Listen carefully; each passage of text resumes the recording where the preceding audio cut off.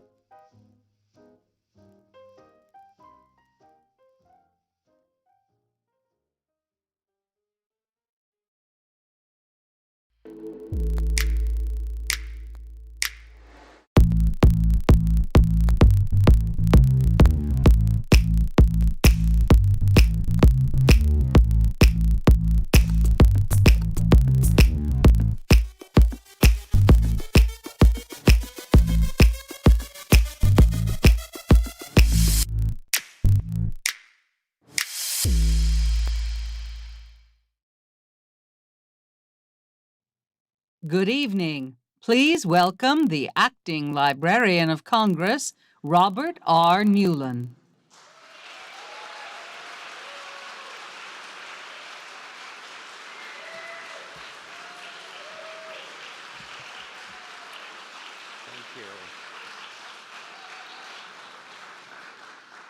Thank you all so much.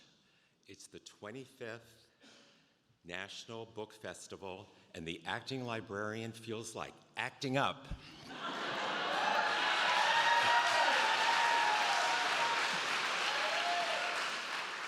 Can you believe it's been 25 years? I was at the first one. Okay, be honest, who was at the first one? Wow, fantastic. So for those of you that were not at the first one, it was on the mall, which was wonderful. They had tents. When the weather was nice, It was fabulous. When it rained, it was a big mud pie. And we finally decided that bathrooms and air conditioning won out over them all. So that's why we moved to the convention center, and I hope to see all of you there tomorrow. It's a fabulous facility.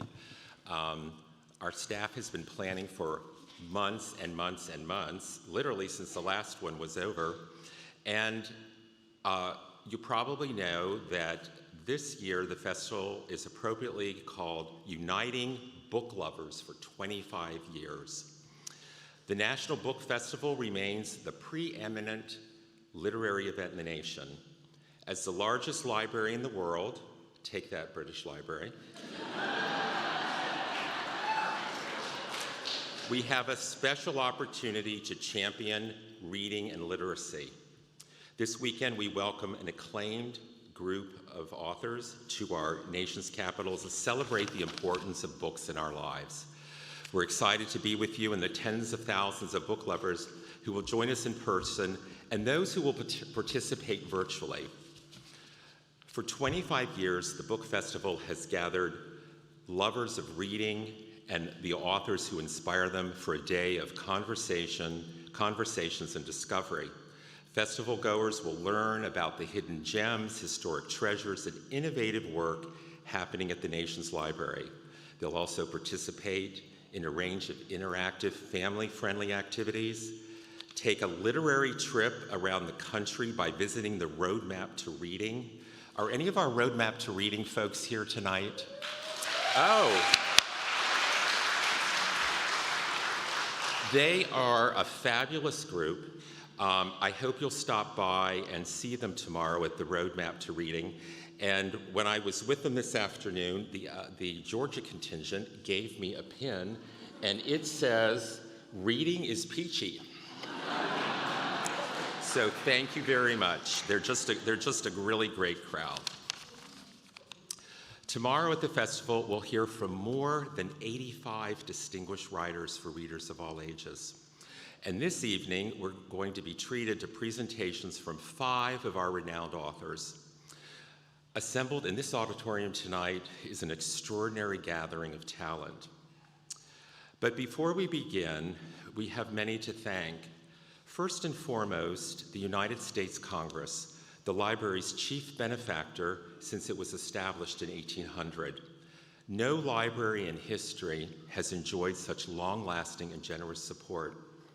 I often like to say that the Library of Congress is the best gift that the Congress ever gave the people of the United States.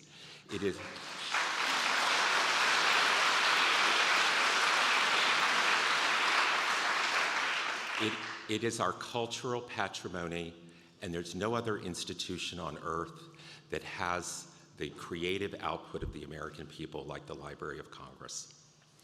Without private sector support, the National Book Festival would not exist.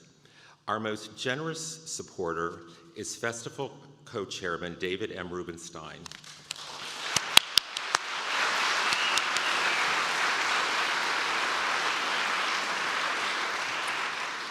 David often speaks of his belief that books and reading are the keys to success in life. David has never forgotten the key role that libraries played in his life, and he demonstrates this through his support of the Library of Congress. David, I want to thank you personally for all you do for this institution, not just the financial resources, but the time and energy that you give us. Nobody else does it like you, and I am so grateful to you.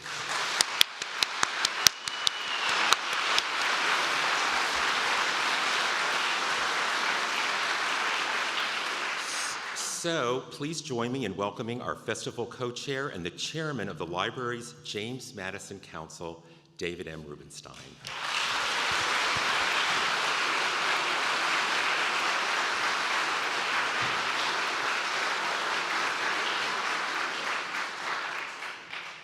So how many of you are at the book festival for the first time? Wow. How many of you are in this Library of Congress for the first time? Oh my God. Okay. And how many of you would like to be Librarian of Congress someday? Anybody? All right. So when the Congress was, the idea for the Library of Congress was created, was suggested by James Madison in 1783 at the Articles of Confederation Congress. Congress got around to it under the Constitution in 1800, so it took 17 years for Congress to do it, and they appropriated $5,000. That's it. It bought 600 books, 3 maps. And that was the Library of Congress, and it worked. It was in the library. It was in the Congress. And then in 1814, the British came along, and they burned the Capitol, and they burned the Library of Congress. Thomas Jefferson then sold his collection of books, which is the largest owned by a private citizen in the United States, to the Library of Congress, and it became the basis for the Library of Congress's collection, which, as Robert had mentioned, is the largest in the world. And we're all beneficiaries of this great act that the Congress has come forward with. But I just want to mention a couple other things. Robert Newlen, you might wonder, how does somebody become the acting Librarian of Congress? Do you ever wonder? Well, the Librarian of Congress has traditionally been a lifetime appointment, but the law was changed after James Billington. James Billington was the 13th Librarian of Congress. It was a lifetime appointment, and many people who were Librarians of Congress stayed for many, many years. I think Jim did it for about 28 years or so. And when he retired, ultimately, he was succeeded by Carla Hayden.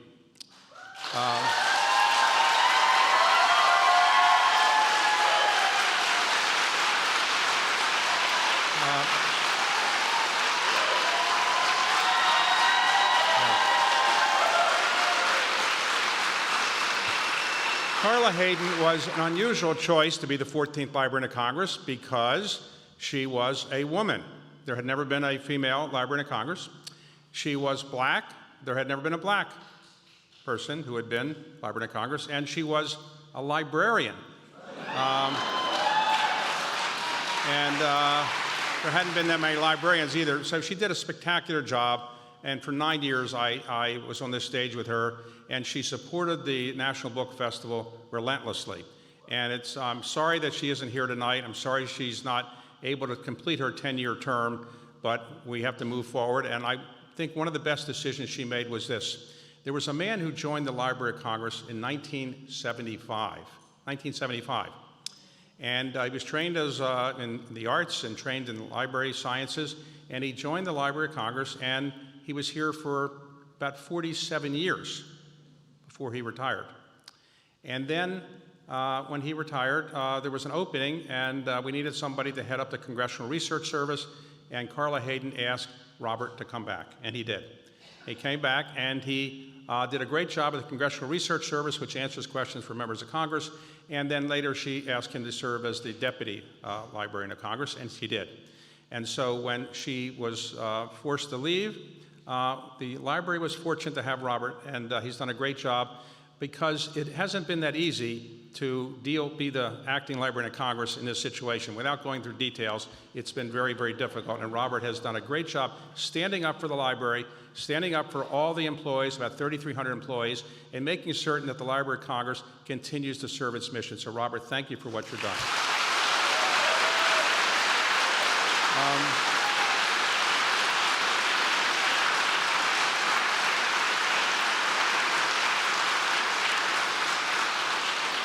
So 25 years ago, when the library had its first National Book Festival, the idea, you might say to yourself, why was there no book festival before? A good question. There were book festivals all over the United States. So on the night before the inauguration, George W. Bush, who's married to a librarian, Jim Billington was at a reception the night before the inauguration, and Laura Bush said to Jim Billington, "Oh, you're the Librarian of Congress.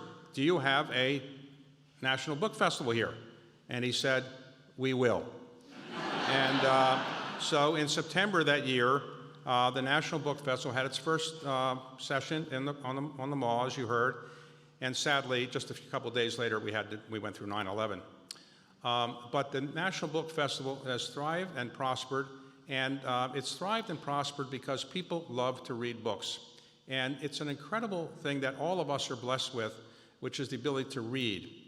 Sadly, many people in this country cannot read, And let me just describe, without going through great detail to bore all of you, roughly 21% of adult Americans are functionally illiterate, 21%, which means they can't read past a fourth grade level.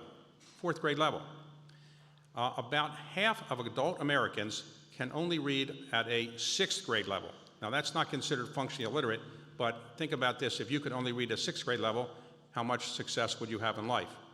So those of us here tonight, we're very fortunate. The Library of Congress has literacy awards. We give literacy awards out to people who promote the idea of literacy and trying to help people learn how to read more, and it's an incredible opportunity that we have to do that. But I don't want to say we're going to solve literacy problems. We're not tonight, certainly. But think about this. This country, which is the wealthiest country in the world, we are 38th in the world in literacy. 38th. And North Korea is ahead of us. So I just want you to all think about how fortunate you are that you have discovered the importance of reading, and you love reading, and you no doubt have taught your children, if you have children, how to read. It turns out that most people who learn how to read learn really initially from their parents reading to them. And think about this, if you're functionally illiterate, you cannot read to your children. And so a lot of this is continuing generation after generation after generation. It's a very sad situation. So just thank your blessings that you can read and that you enjoy the pleasures of reading. And you're going to have a great time at the National Book Festival. And many people here who deserve to be recognized as being sponsors. I won't call them all out, but I would like to mention the Madison Council. Where are the Madison Council people? Can you raise your hands? So, and for those of you who don't know, Jim Billington had a great idea. He got the richest man in the United States at the time was John Kluge. And he gave, I think it was $60 million to the Library of Congress, the biggest gift the library had ever had. The library got all of its money from the Congress, but there were some things that Congress didn't fund, and so John Kluge gave $60 million, I think was the initial gift, and they created the Madison Council, which John Kluge chaired. I now chair it and succeeded some other people who've chaired it. And what the Madison Council members do is they are very, very philanthropic towards the Library of Congress, because not everything we want to do is funded by the Congress. In fact, right now we're working at the Library of Congress to have parts of the Library of Congress more friendly to people who come here. We have many visitors every year, but we haven't really had a welcoming center. We're going to build that, and with the help of Congress and with the Madison Council and other people, we're getting that done, and also a children's center, where children, they come with their teachers, they have a place to learn how to read and to learn more about the Library of Congress. So a lot of these things are getting done, and it's really a great thing, and I want to thank everybody at the Library of Congress and all the employees. Robert has been here 47 years. He's not the most senior person at the Library of Congress. There are people here who have been here for 50 years because the Library of Congress is almost a religious calling. People love books and people love reading, and all of you who are fortunate enough to love books and to love reading should thank your many blessings. And tomorrow, those of you who go to the National Book Festival, we're going to have, for the first time, if you haven't been there before, the time of your life, you're going to see at least 100,000 people who love books. You're going to see children trying to get their books signed. You're going to see children being read to by great authors. You're going to see some great authors reading from their books, and you're going to see some great interviews tomorrow. And so thank you all for your coming here. Thank you for supporting the Library of Congress. And thanks, Robert, and all the Library of Congress employees for making this a really annual event that is, I think, one of the most enjoyable for citizens who come here. And it's going to be a great event tomorrow. A lot of it will be on C-SPAN. And I want to thank C-SPAN as well for one other project that we're doing. The Library of Congress is working with C-SPAN to have a program at the Library of Congress where once a week we will have interviews of great authors, the greatest authors in our country. We'll talk about the importance of writing and reading, and we'll start in about a week or so with John Grisham. And I want to thank Maria Rana here, who's the producer of it, for getting that done. And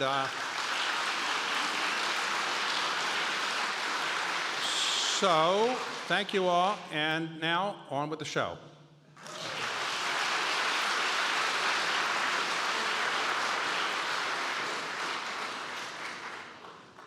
Please welcome to the stage Scott Turow, an accomplished attorney and the author of 14 New York Times best-selling books of fiction. His latest novel is Presumed Guilty.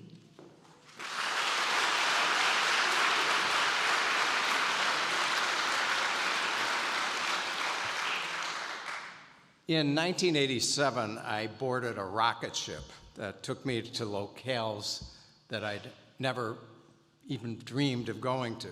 That rocket ship, figurative, of course, was Presumed Innocent, a novel that I had started on the morning commuter train and finished in my basement during a brief respite from the practice of law. A book which magically, amazingly, went on to become a #1 bestseller around the world. As I tell people now and then, if someone offers you the chance to become the author of a worldwide #1 bestseller, you should definitely do it. You should do it. Because I've had a lot of fun, both in 1987 and in the years since. Chief among my thrills has been sharing the company of other authors, people whose books I've read with amazement, like the other speakers you're going to be hearing from this evening, and who I feel honored to stand beside. To me, since I was a kid, and it's always remained the case, authors are the real rock stars. I first concocted the notion of being a novelist when I was 10 years old, and it still seems somewhat bizarre to me that my life has been governed by the passions of a 10-year-old. I also cherish this event. In that show of hands before, I was lucky enough to be at the first National Book Festival. What stands out in my mind is a somewhat idiosyncratic memory, not only of it was just extraordinary to see all these readers and authors together on the mall, but the dinner that we're going to go to was held that year on the second floor of the Jefferson Building, and it was attended not only by President and Mrs. Bush, but also by every member of the cabinet, save one. And as Mr. Rubenstein mentioned, that was the weekend immediately before 9/11, and what I realized is there was never going to be again that kind of assemblage of American governmental officials. But be that as it may, the book festival has gone on, and I've been fortunate enough to be invited back periodically. I cannot overstate the significance in my own mind of having a national book festival, a moment when our country as a whole recognizes writers and readers and the importance of books in American life. I want to thank Librarian Newlen for continuing the tradition, David Rubenstein, who's been a moving force for years now in maintaining this event. As for me, it's been nearly 40 years since that rocket ship lifted off, and my inner 10-year-old still loves what I do. The chance, as I periodically tell Adrian, to go upstairs each morning and play with my imaginary friends. In January of this year, I published a novel, Presumed Guilty, in which the protagonist of Presumed Innocent returns. A former prosecutor, judge, and criminal defendant, my character takes on the only role he has not previously played in a murder trial as the defense lawyer for his stepson-to-be. As somebody who was once falsely charged himself, Rusty, the character, knows that this idealized system we call the law is often undermined by the follies and vanities of the human beings who operate it. But he, like me, remains convinced that law and respect for the law is fundamental to a civilized society, and that the law can be a noble institution when it adheres to its paramount obligation to protect not only the powerful, but the powerless as well. Again, I am grateful for the honor to be here and to speak to you tonight. Thank you.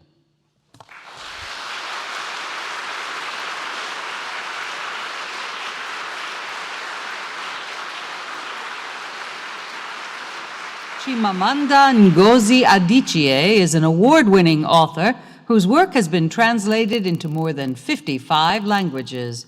Her latest novel is Dream Count.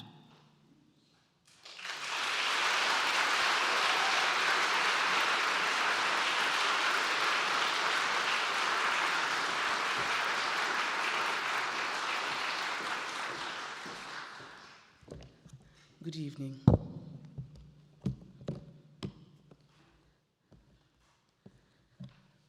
I don't have an inner 10-year-old, unfortunately. Scott, it was lovely listening to you. I read your first novel when I was slightly younger than I am now. What an honor it is to be here at the Library of Congress in this sacred place. I want to first tell you of this abiding memory from my childhood.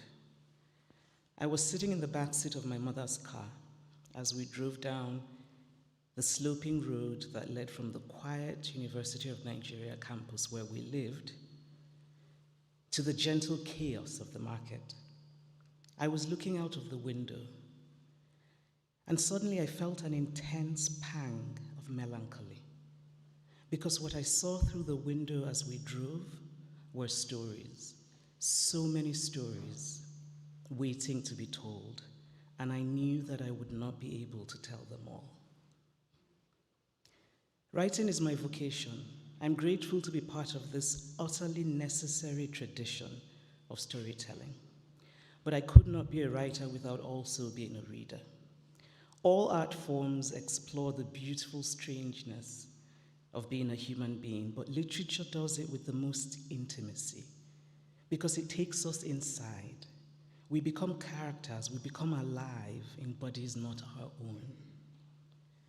One of the most magical things for me about reading a good novel is that sometimes I stop and think, I see.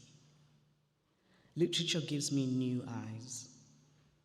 Because I read stories, it is easy for me to understand what people resent, what wounds their pride, but also what they aspire to and what lights up their hearts with joy. It is through literature that I have come to understand how different we are as human beings, and yet also how wondrously alike. How we might love in different ways, but we all love. And how you do not ever treat recklessly that which you love, whether it be a person or a nation. It is because I read novels that I have come to believe in being empathetic, in seeing the world through eyes that are not mine. I do not always succeed at empathy, but it is reading that makes me want to keep trying. Because reading, above all else, reminds us over and over again that there are multiple points of view. A reminder that is needed now in today's world more than ever. That to be a human being is to be part of a project of plurality. All literature has as its core the idea of what is good. Even the darkest of novels are in dialogue with the good. An old-fashioned word, good, used also in this rather old-fashioned context. But perhaps it is time to embrace more old-fashioned words. Honor, truth, compassion, justice. With so much upheaval in the world today, to think of literature is to think of what we are called to do, and we are called to courage. Courage means refusing to make the abnormal normal, even if only to whisper to ourselves while turning the page of a book. Because when we stay silent as abnormal things happen day after day, month after month, then they start to feel normal. To think of reading in today's world is to remember always the power of books.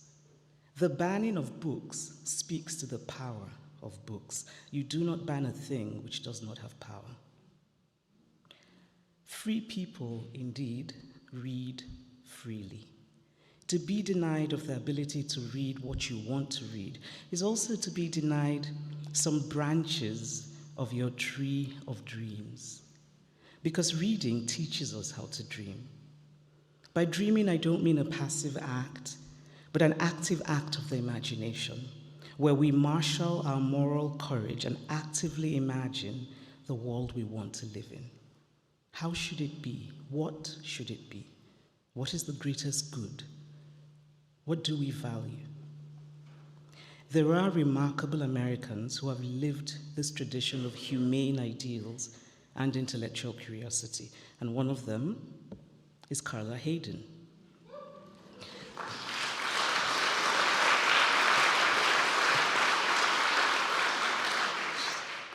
She's a woman of intelligence and of the most exquisite grace, and I salute her. And finally, I'd like to end by reading the last words of a poem called Song by Louis Gluck. Ah, he says, you are dreaming again. And I say, then I'm glad I dream. The fire is still alive. Thank you.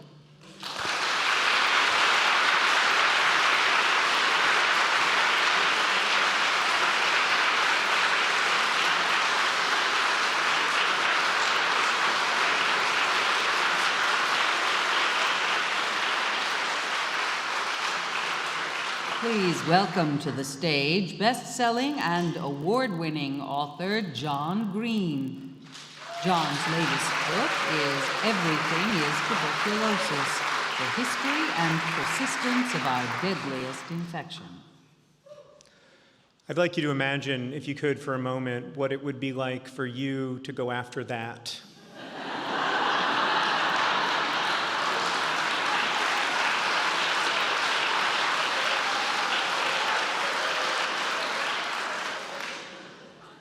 In 2019, just going to go into my spiel. In 2019, I had the opportunity to visit Sierra Leone with my wife to learn about the maternal health care system there. Our family has been supporting the Sierra Leonean government's efforts to improve maternal and infant health over the last decade. And we were there for that reason.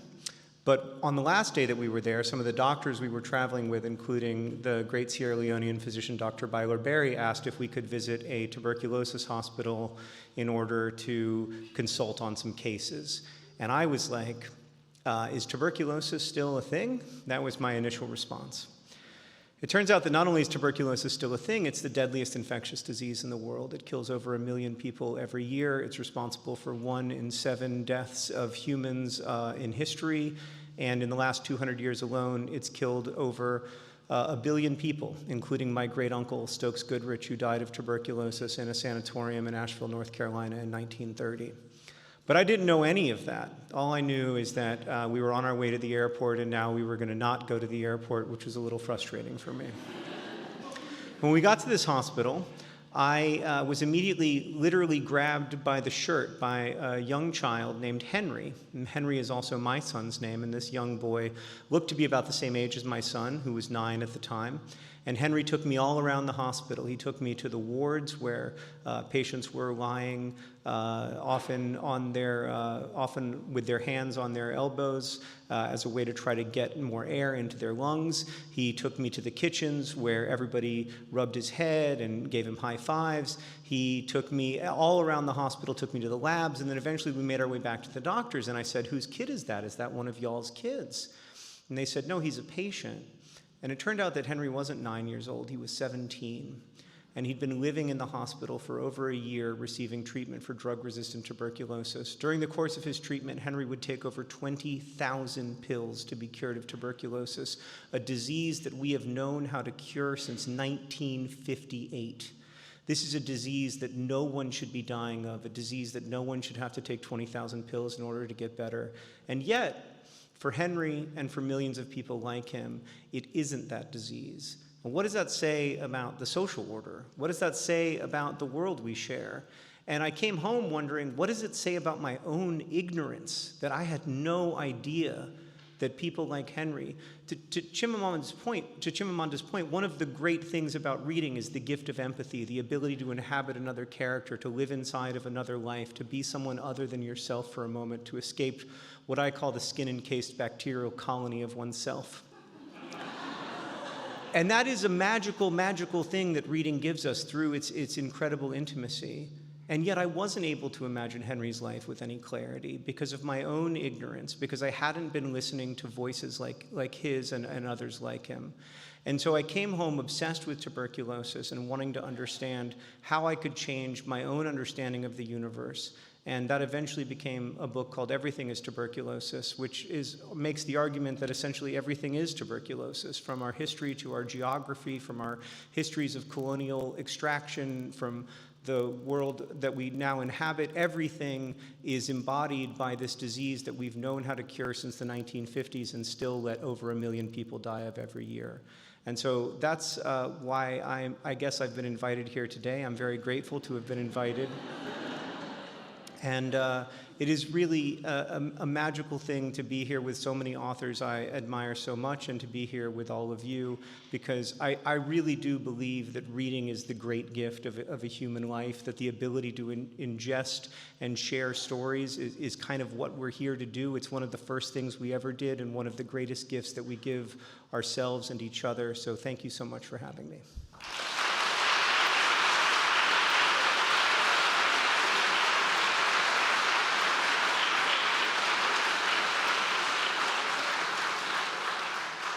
Cristina Henríquez has been longlisted for the Andrew Carnegie Medal for Excellence in Fiction and was a finalist for the Dayton Literary Peace Prize. Her latest novel, The Great Divide, is a Today Show read with Jenna Book Club pick.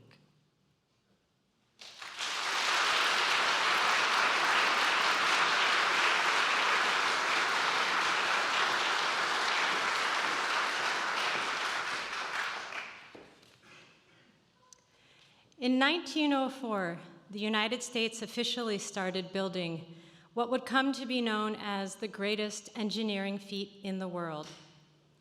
Despite rampant disease and technological hurdles and enormous costs, they would persevere, and in 1914, 10 years after the project began, the Atlantic and Pacific Oceans were united by a waterway that transformed the world.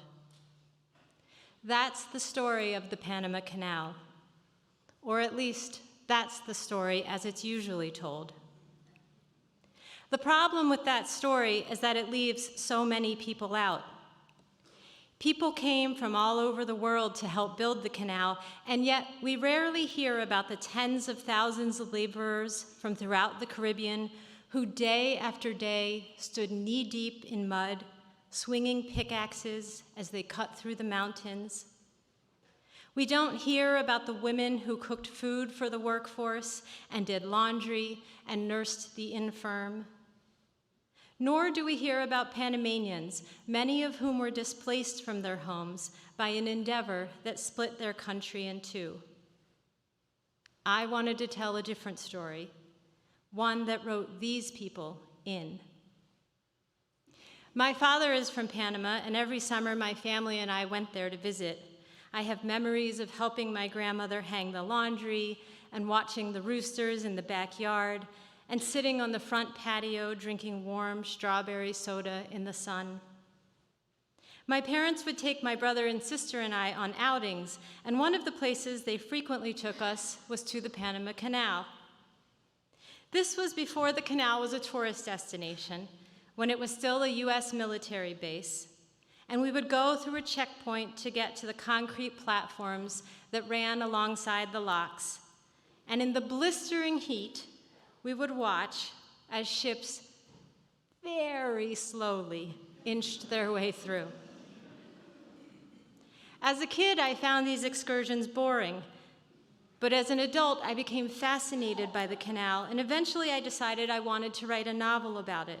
I wanted to understand its significance, not in the broad ways, but in the specific, and what it was like to be an ordinary person living through a moment that would, quite literally, reshape the earth.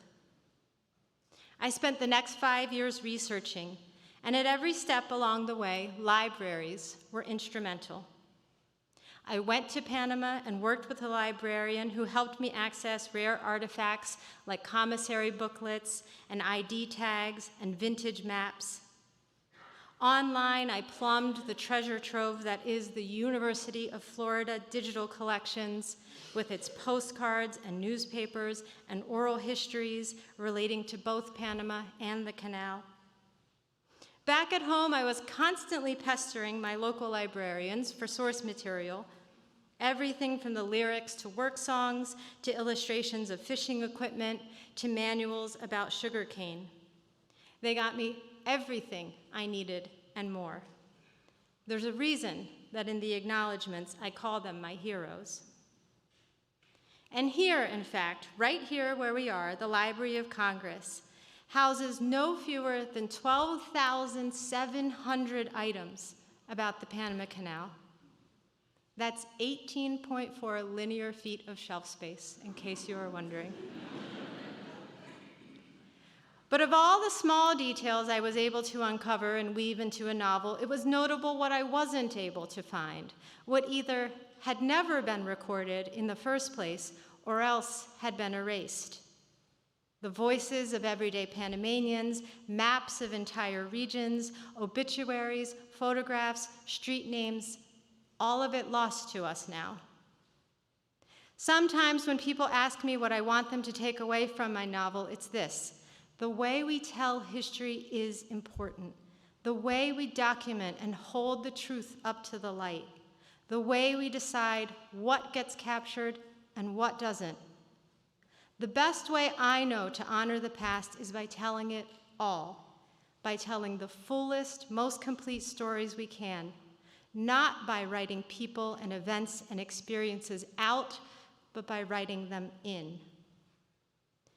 This is an extraordinary place to be standing tonight, although I would like to argue that every library, by virtue of its very existence, is extraordinary. Libraries hold the world, but only if we take care to write that world and hold on to it. Thank you.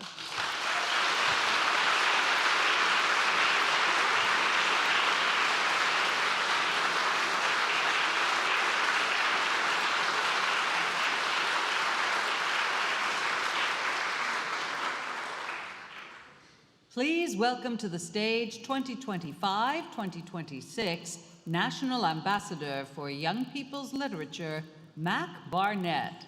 He is a New York Times best-selling author of stories for children whose work has been translated into more than 30 languages and sold more than 5 million copies worldwide.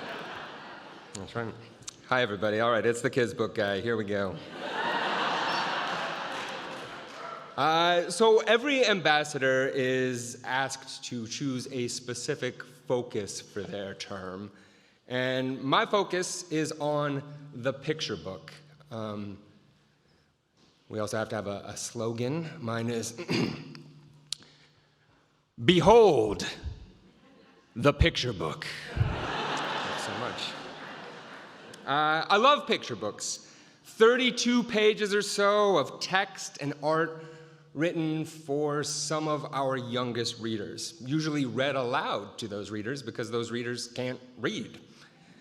I believe the picture book is one of our great literary forms, one that deserves a place alongside the novel, poetry, and drama. Some of the best books published in the last 100 years are picture books, children's picture books. But there are some people who dismiss the picture book.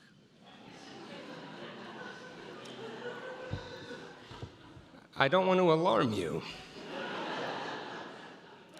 but some of those people may be in the room right now.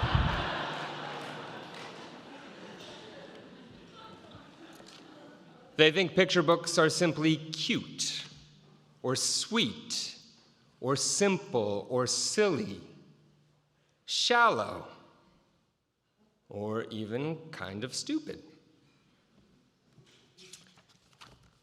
We underestimate picture books, I think, for two reasons. One, we don't understand how they work, what distinguishes them as a way of telling stories, the sort of intricate interplay between text and image, the reliance on the human voice, the adult who's reading this story out loud, those mechanisms that make the picture book unique. But the other reason we underestimate picture books is because we underestimate children. We think that they are cute, or sweet, simple, or silly, shallow, or even kind of stupid. I want to help people better understand picture books, the counterpoint between words and pictures, their relationship to other arts like theater, because the picture book is performed, the book acts like a stage. To dance, the human body is so important, the relationship between face and book and arm, the rhythm of the turning of the page, their relationship to the oldest tradition, literary tradition, telling stories out loud to people. But I also want to help people better understand kids, what a sophisticated audience they are for fiction. This is something I learned when I was in college. My summers off from college, I worked at a summer camp. It was a sports-themed summer camp for 4 to 6-year-olds, and I was in charge of the 4-year-olds. And nobody wanted to be in charge of the 4-year-olds. But I loved it because 4-year-olds can't really play sports, and neither can I. Which is like now I see is evident from the fact I called it a sports-themed summer camp, which is not really what sports people call. And they're not called sports people either. But the way it would go is so like we'd head to soccer and I'd be in charge of 14 kids. Those were they'd follow me like little ducklings, and we would go to the soccer field, and there'd be these cones set up beautifully, just very, very regularly. And the soccer coach would be like, all right, here we go, 4-year-olds. You're gonna just like dribble these balls around, and it would just like unleash all these balls onto the field, and like 5 kids would just run off with their balls across the field to the parking lot. Other kids would just like kick the ball as hard as they could. Kids would knock over cones. Pretty soon everybody was crying. And the soccer instructor would just be like, just go under that shady tree where Mac is sitting, and he'll tell you a story. And so that was my first audience, these sort of like hot, sweaty, crying, hysterical 4-year-olds who just had their dreams of being professional soccer players crushed. And it's a tough crew, and you have to get good at telling stories, and I did. They taught me to tell stories. I would tell stories to them out loud. And I remember there was this one little girl, her name was Riley, and she was, her mom would pack her these beautiful, very thoughtful lunches every day. And then Riley would immediately, she would open her lunchbox, and then she would take out her melon, the fresh fruit that her mom had provided, and just throw it in the ivy. And then just like eat her fruit snack and little Twinkie and all the stuff that I'm sure her mom did not really want her to eat, but Riley made her pack in the lunch. And I was like, Riley, you can't do this. You can't just throw your melon away in the ivy. And Riley was like, why not? And I was like, well, because if you throw melon into the ivy, then pretty soon the seeds are going to sprout and our entire camp is going to be overtaken by melons, and that would be bad. Which I think that's the road where I became a children's writer and not a nutritionist. And Riley was like, that's not gonna happen. I was like, unbelievable. She's 4, she can't contradict me like that. I said, I'll show Riley. So on the last day of camp, I woke up early, which is a sacrifice for me. I went to the grocery store, and I bought a giant cantaloupe, and I hid it in the ivy. All day I was waiting for lunch. I was like, I cannot wait for lunch. Here we go. We got to lunchtime. Riley takes out her melon. She heads to the ivy. I said, before you do that, Riley, take a look at that melon. Let's see what happened. So she trudges in there, and she's like looking all around, and then her eyes get huge, and she pulls up this melon. She can't believe it. And all the kids run over and they're like, whoa, I can't believe it happened. Look at that melon, that's so cool. Oh, Riley, you did it. And then one kid was like, hey, why is there a sticker on it?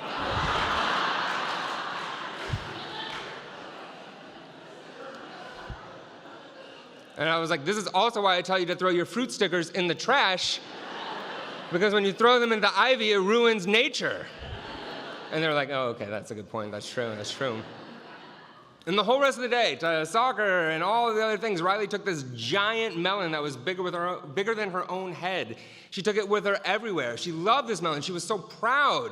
This amazing thing had happened. And I was watching her do it and like show it off to people. And there was this amazing way where I was like, Riley knew that she hadn't grown a cantaloupe in 5 days. But she also knew that she had. And I don't know quite how to explain that state, but that is the perfect state of a fiction reader. Samuel Taylor Coleridge called it the willing suspension of disbelief. Kids have, I think, an even better name for it. It's make-believe. We make ourselves believe. We aren't tricked. We aren't duped. We will ourselves to believe in this thing, to imagine this other possibility. The great essayist and children's writer, E.B. White, said that children can sail easily over the fence that separates reality from make-believe. They go over it like little springboks. He also then said something very rude, that he said like a fence that would throw a librarian is nothing to a child, and I wasn't gonna say that part tonight, it didn't feel right. He was mad at like one particular librarian at the time. He just meant adults. But I think he's right to imply that we adults can learn something from kids here. Because I think this is what all fiction does. It asks us to make believe. It's a huge part of fiction's power. Because it's only when we let go of our present state, our priors, our certainties, ourselves, our bacteria-infested skin colonies? Close? He said it better. It's only when we let go of these certainties that we can think new thoughts, feel new emotions, have new ideas, that we can change, even us adults. Because we may be grown-ups, but we're not finished growing. And this is literature's power. And I think kids know this better than we do. Thank you so much.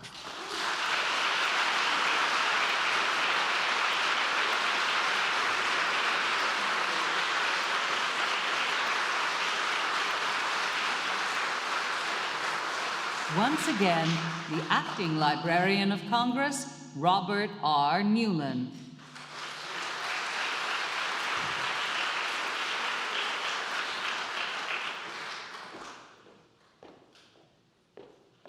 Well, thank you so much. This was a surprise. I hope you've enjoyed this evening. I want to thank our authors, all of our authors that will participate tomorrow. I hope this has just whetted your appetite for what's going to happen at the National Book Festival tomorrow. So with that, close the program, and please head upstairs and we'll have dinner. Thank you again.